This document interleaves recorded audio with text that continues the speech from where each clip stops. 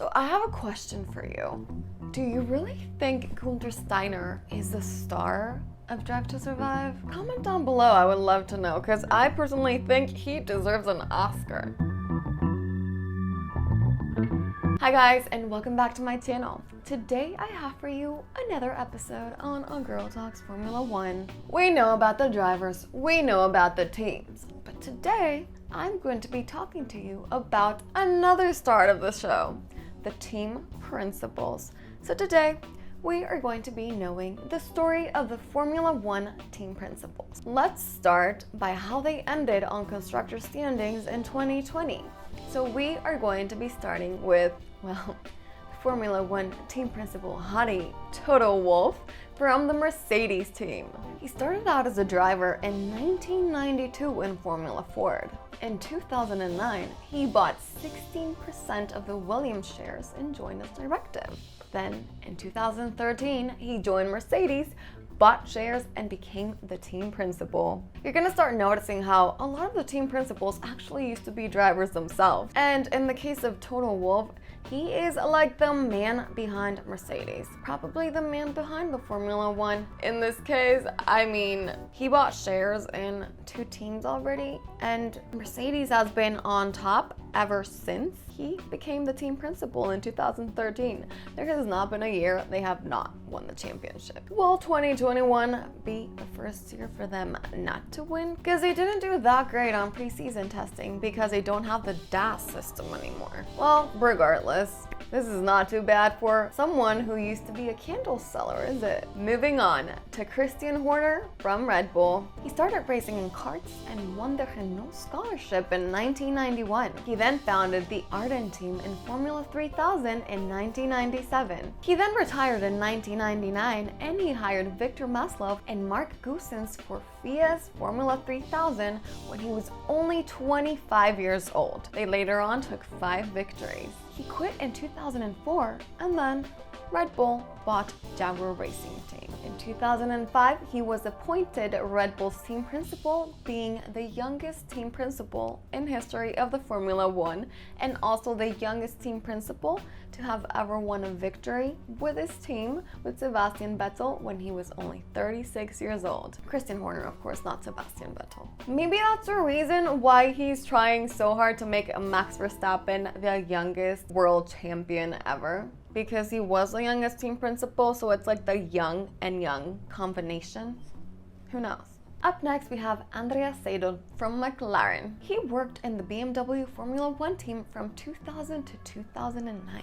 In 2012, he managed to get the BMW team in DTM after they had retired the Formula 1 in 2009. In 2014, he joined Porsche and became the team principal. And not long after, in 2019, he became the team principal of McLaren. So up next, we have Aston Martin with Otmar Szafnauer. He was born in Romania, but he moved to Detroit, where he studied in the University of Detroit. He joined the Ford Motor Company in 1986, and in 1999, he started competing in the Formula Ford.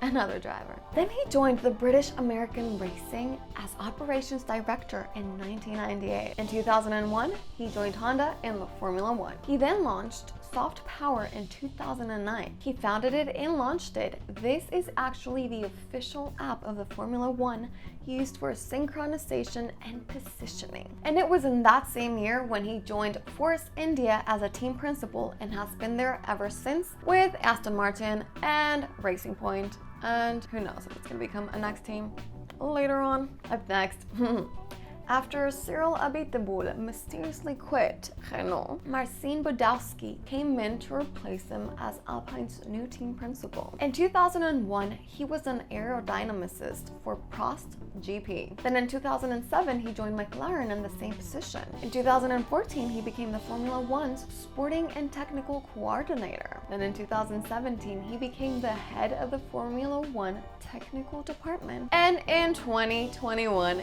he is going to become Alpine's new team principal. Up next, Mattia Binotto from Ferrari. Well, there's not much to say about him. He's pretty much been in Ferrari since he joined Formula One. So I am very happy that it finally came to him to become team principal. In 1995, he joined Ferrari as a team engineer. Then it was until 2013 when he became the chief of the engine department. In 2016, he became the team's technical director.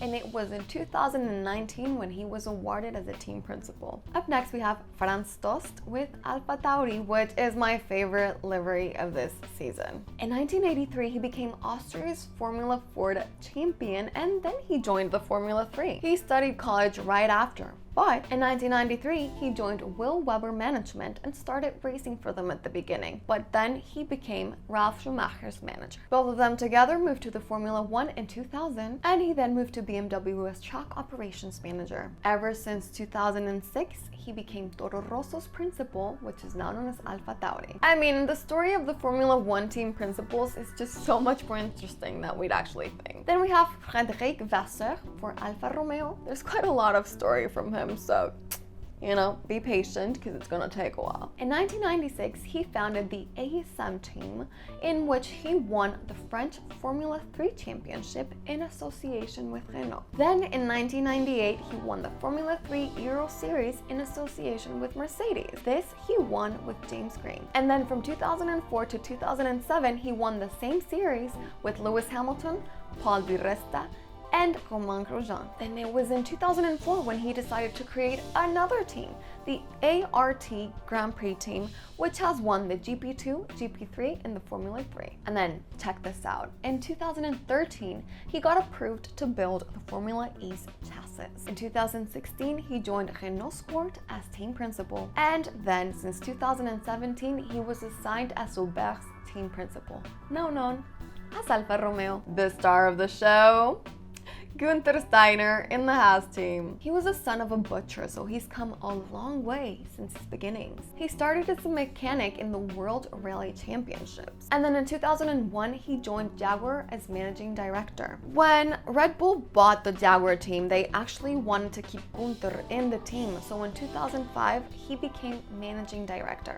So in 2005, he became the operations director in Red Bull. In 2009, another team principal with a side job, he founded the Fiberworks Composite, his own company. And since 2014, he joined Haas as a team principal. And then last but not least, after Claire Williams decided to leave the Williams team to spend more time with his family, Simon Roberts came in to step in her shoes. He is now Williams' team principal. In 1994, he became director of the powertrain division. Then in 2001, he moved to Alstom as chief operating officer. In 2003, he became McLaren's general manager. And then in 2017, he became McLaren's director of operations after having worked at Force India for a while. 2021 is his year to shine as Williams' team principal. Did you know all of these fun facts, or more like, well, the story of the Formula One team principals? If you did, comment down below. If you didn't, what impacted you the most? Because, I mean, I didn't even know Toto Wolff was a candle seller.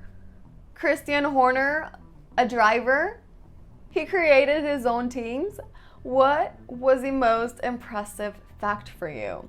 Don't forget to mention it down in the comments below. Give it a thumbs up or subscribe to my channel, and see you again next week with another episode on A Girl Talks Formula One.